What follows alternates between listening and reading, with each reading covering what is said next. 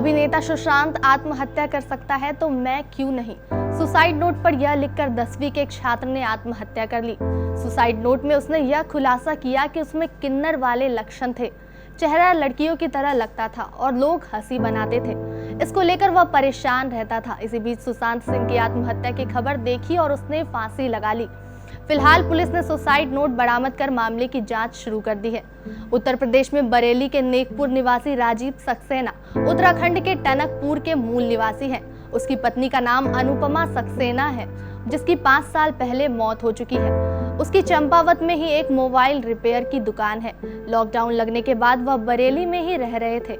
उनके साथ 2 बेटे, बड़ा 10वीं का छात्र कार्तिक सक्सेना और छोटा बेटा शुभ किराए के मकान में रहते थे।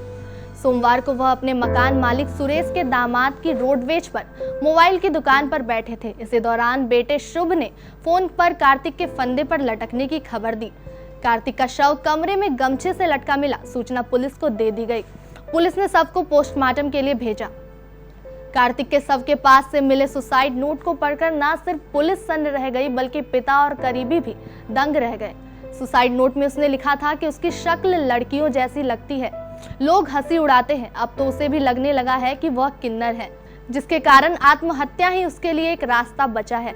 आगे लिखा है कि मैं एक अच्छा लड़का नहीं हूँ और कुछ नहीं कर सकता। उसके अंदर पिता की तरह कमाने की लगन नहीं है। वह एक सिंगर था और बच्चों को आर्ट सिखाना चाहता था। किन्नर के लक्षण होने के कारण अगर जीता तो अपने पिता के जीवन में ग्रहण बन जाता, जिसके कारण उसका मरना जरूरी था। लिखा है कि अगर परिवार में कोई लड़की जन्म ले तो समझ लेना वह उसका दूसरा जन्म है। उसने मौत के लिए किसी को जिम्मेदार नहीं ठहराया। कार्तिक ने सुसाइड नोट में उससे नफरत करने वालों को भी बुलाने के लिए कहा है।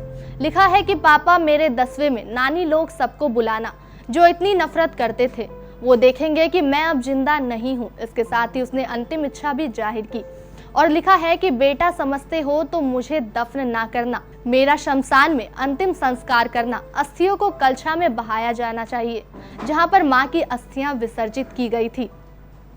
YouTube पर केबीसी न्यूज देखने के लिए पहले सब्सक्राइब बटन दबाएं और फिर बेल आइकॉन दबाएं। Facebook पर केबीसी न्यूज को देखने के लिए हमारे Facebook पेज के लाइक बटन को दबाएं।